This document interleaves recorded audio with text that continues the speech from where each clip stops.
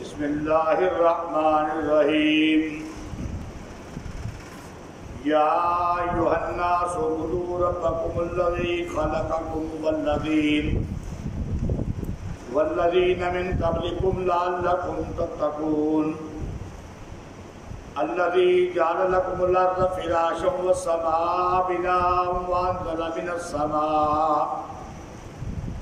وأنزل من السماء ماء فأخرج به من الثمرات رزقا لكم فلا تجعلوا لله أندادا وأنتم تعلمون سبحان ربك رب العزة عما يصفون وسلام على المرسلين والحمد لله رب العالمين. معزز سامعین کرام، پہلا سپارہ سورہ البقرہ کا تیسرا رکوع شروع ہو رہا ہے. آیت نمبر 21 ہے. فرمایا یا ایھا الناس اعبدوا ربکم الذی خلقکم والذین من قبلکم لعلکم تتقون. اے لوگو، عبادت کرو، بندگی کرو، پکارو اس رب کو جس نے تم کو پیدا کیا اور ان کو بھی پیدا کیا جو تم سے پہلے تھے، تاکہ تم پرہیزگار بن جاؤ. سامعین محترم، فرمایا گیا کہ جس اللہ نے تمہیں پیدا کیا، یہ تمہارا جسم بنایا، تمہاری آنکھیں بنائیں، ناک کان بنایا، دماغ بنایا، دل بنایا، زبان بنائی، ہاتھ بنائے، پاؤں بنائے، تمہیں چلنے کا طریقہ سکھلایا، کھانے پینے کا طریقہ سکھلایا، کھانے پینے کے لیے ہاتھ دیے. تمہارے ایک جسم کے اوپر جو اللہ نے تم کو دیا، بے شمار نعمتیں ہیں کہ جو کتنے میں نہیں آ سکتی. تو جب پیدا کرنے والا وہ ایک اللہ ہی ہے، اس کے علاوہ تو کوئی ایک مکھی کا پر بھی نہیں بنا سکتا، ایک مچھر بھی نہیں بنا سکتا. تو پھر تم کو عبادت اس رب کی کرنی چاہیے جس نے تم کو پیدا کیا. جب تمہاری تخلیق اس نے کی ہے، پیدائش اس نے کی ہے، تو پھر بندگی بھی اس کی کرنی چاہیے. آگے فرمایا والذین من قبلکم لعلکم تتقون، اور ان کو بھی پیدا کیا جو تم سے پہلے تھے.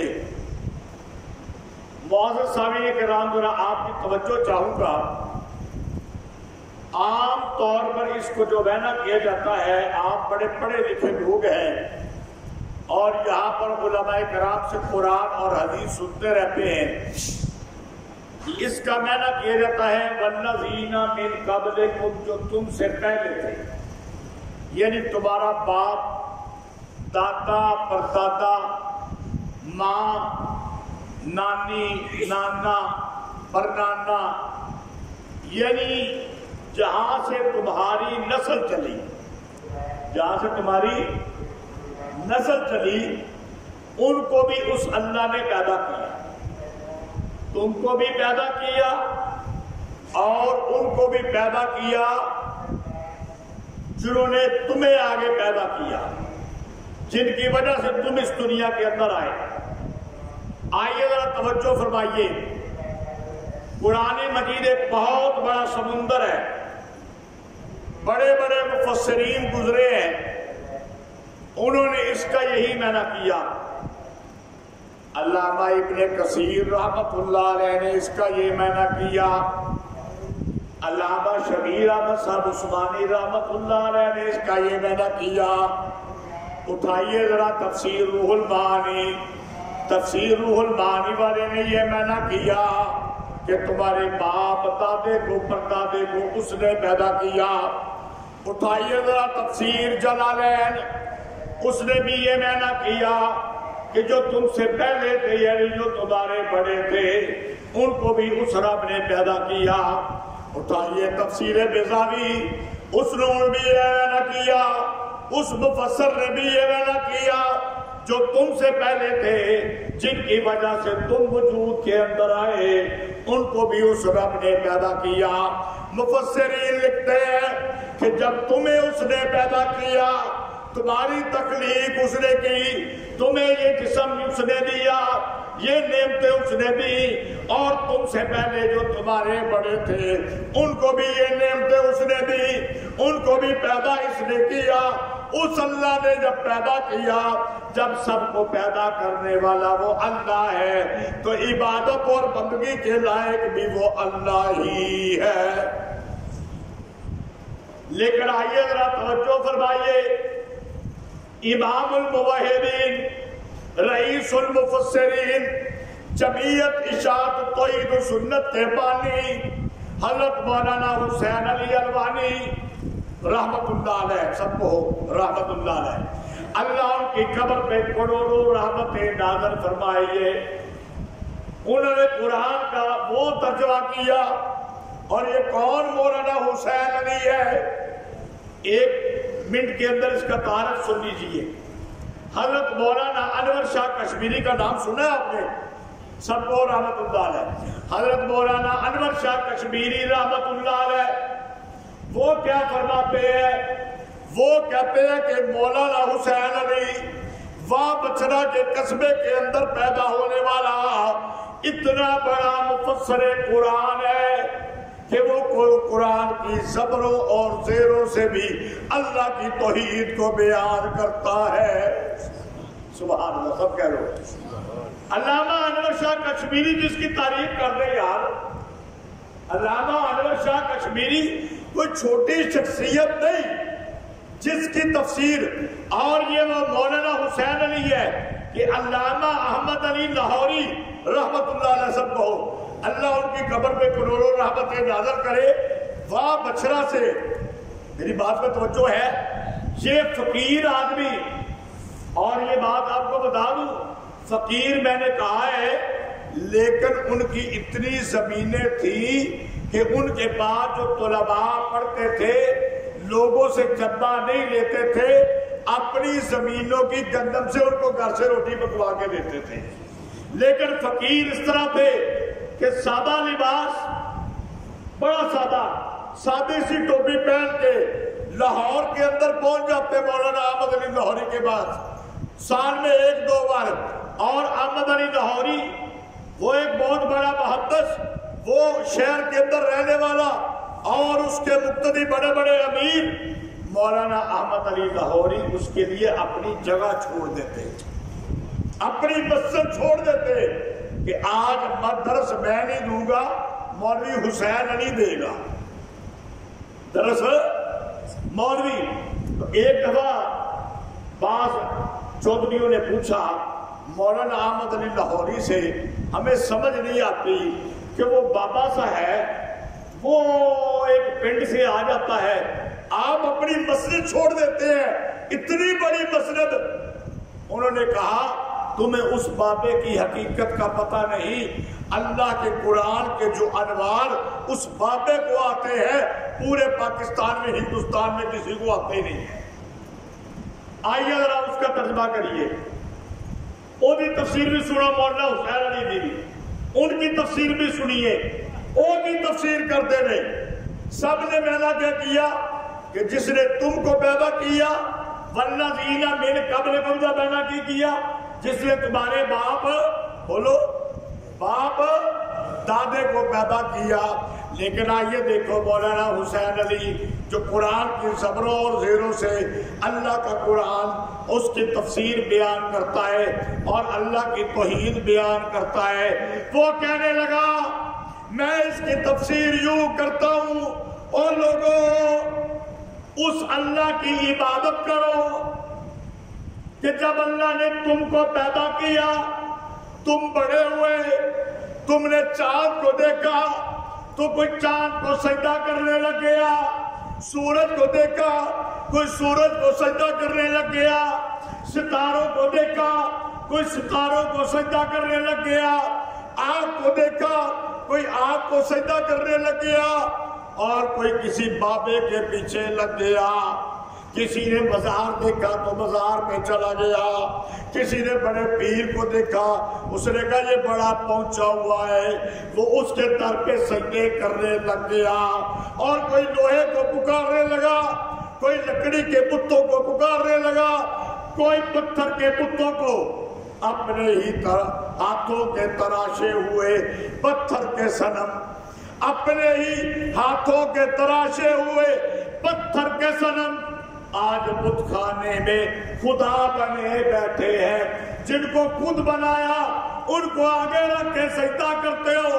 مولانا حسین علی نے ترجمہ کیا، او لوگوں سمجھو سمجھو سمجھو، وہ چاند جس کی تم بندگی کرتے ہو اس کو بھی اللہ نے پیدا کیا، وہ سورج جس کے سامنے تم سجدے کرتے ہو اس کو بھی رب نے پیدا کیا، ان ستاروں کو بھی اس اللہ نے پیدا کیا، آگ کو بھی اللہ نے پیدا کیا، ان پیروں فقیروں کو بھی اللہ نے پیدا کیا، ان پتھروں کو بھی اللہ نے پیدا کیا، ان درختوں کو بھی اللہ نے پیدا کیا، یہ سارا آسمان، یہ زمین، یہ فضائے ہوائیں جن کی تم بندگی کرتے ہو، والذین من جو تمہارے پیدا ہونے سے پہلے آئے، من قبلکم، مولانا حسین علی نے تو مسئلہ ہی ختم کر دیا نا کہ جن کی تم بندگی کرتے ہو ان کو بھی کس نے پیدا کیا؟ اللہ نے، وہ خود پیدا ہو نہیں سکے، وہ چاند، وہ سورج، وہ ستارے، وہ آگ، وہ پتھر، وہ لوہا، وہ اینٹ، وہ آگ، یہ خود پیدا نہیں ہو سکے، جب یہ پیدا نہیں ہو سکے تو عبادت کے لائق بھی، آئیے بات کو آگے چلاتے ہیں۔ اگلی آیت، کیوں اس کو پکارو، کیوں اس کے سامنے سجدہ کرو، کیوں اسی کی بندگی کرو، کیوں اسی کے سامنے جھکو، کسی اور کے در پہ جھکنا کیوں نہیں، کسی کی نظر و نیاز کیوں نہیں، کسی کی پکار کیوں نہیں؟ فرمایا الذی جعل لکم الارض فراشا، وہ اللہ جس نے تمہارے لیے زمین کو بچھونا بنا دیا، تمہیں پیدا بھی کیا۔ جب اللہ نے اس زمین کو بنایا نا، زمین کو فرش، فراشا، بچھونا بنایا، زمین ہلنے لگی۔ سامعین محترم، جب زلزلہ آتا ہے نا زمین ہلتی ہے، آپ گھروں سے باہر نکل آتے ہیں، زلزلہ باقی رہے، مجھے بتاؤ کوئی ایک بندہ بھی زمین پہ رہ سکتا ہے؟ بولو، نہیں نہ رہ سکتا۔ جب زمین کو بنایا نا یہ زمین ہلنے لگی، اللہ نے پہاڑوں کو زمین پہ گاڑ دیا۔ قرآن مجید میں دوسرے مقام پر آتا ہے ہم نے پہاڑوں کو کیل بنا کے لگا دیا، میخے بنا کے، رک جا، میں اس تیرے اوپر ایک انسان پیدا کرنے لگا ہوں، اس نے یہاں پہ مکان بنانے ہیں، بازار بنانے ہیں، دکانیں بنانی ہیں، مسجدیں بنانی ہیں، کام کاج کرنے ہیں۔ فرمایا الذی جعل لکم الارض فراشا، وہ جس نے زمین کو بچھونا بنا دیا، تیرے رہنے کا سامان کیا۔ آگے چلتے ہیں، والسماء بناء، اور آسمان کو چھت بنا دیا، مشرق سے لے کے مغرب تک، شمال سے لے کے جنوب تک، تجھے ستون نظر نہیں آتا۔ دنیا کے اندر کوئی ایسا کاریگر ہے کہ 1000 لمبا اور چوڑا چھت بنائے اور نیچے گارڈر بھی نہ ڈالے، نیچے ستون بھی کوئی نہ ہو، نیچے دیوار بھی ہے کوئی کاریگر؟ کوئی کاریگر نہیں کہ اتنا چھت بنا دے، بلکہ 20-30 فٹ کا چھت بنانا پڑے، یا دیوار بناؤ گے یا گاٹر بناؤ گے، لیکن وہ اللہ والسماء بناءً بغیر ستونوں کے آسمان کو بنا دیا۔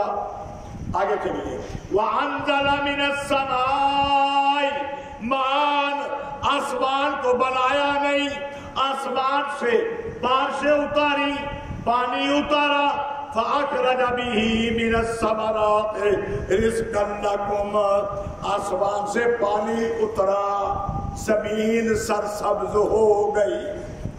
آسمان سے پانی اترا، زمین سرسبز ہو گئی، اور زمین نے تمہارے لیے پھول پیدا کیے، پھل پیدا کیے، کیلا، مالٹا، فروٹا اور سنترا اور آم اور انگور اور انار اور سیب اور سبزیاں پیدا کی۔ کوئی گوبھی کھا رہا ہے، کوئی پالک، آلو، یہ ساری چیزیں فرمایا فَأَخْرَجَ بِهِ مِنَ الثَّمَرَاتِ رِزْقًا لَكُمْ، زمین کو بھی اس رب نے پیدا کیا، آسمان کو بھی بنا دیا، اور پھر بنا کے تمہیں پیدا بھی کیا، تمہاری روزی کا انتظام بھی۔ بات کو ختم کرنے لگا ہوں تو پھر میرا ساتھ دے کے ذرا بتا دیجئے کہ وہ اللہ جس نے پیدا بھی کیا، روزی کا انتظام بھی، پیدا بھی کیا، روزی کا انتظام بھی کیا، خالق بھی وہ، مالک بھی وہ، رازق بھی وہ، تو پھر عبادت کے لائق بھی، سارے بولو عبادت کے لائق بھی، سارے کو اللہ ہی۔ عبادت کے لائق کون؟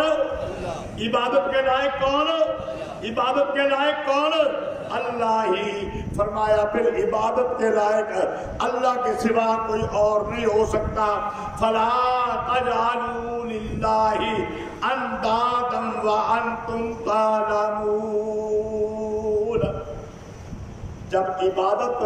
جب سارا کچھ دیا اس نے، پیدا اس نے کیا، مالک وہ، خالق وہ، رازق وہ، پھر عبادت اس کے کرنی ہے، اس کے مقابل کے اندر کسی کو نہیں بنانا، کسی کو سجدہ نہیں کرنا۔ اور تم جانتے ہو تمہارے اندر اللہ نے عقل دی ہے، اگر سمجھو گے تو تمہیں یہی سمجھ لگے گی کہ اللہ کے سوا عبادت کے لائق کوئی نہیں ہے۔ اللہ تعالی ہمیں عمل کرنے کی توفیق عطا فرمائے۔ کل انشاءاللہ العزیز پیارے پیغمبر صلی اللہ علیہ وآلہ وسلم کی نبوت و رسالت اور سیرت کے اوپر گفتگو ہوگی۔ اللہ تعالی عمل کی توفیق عطا فرمائے۔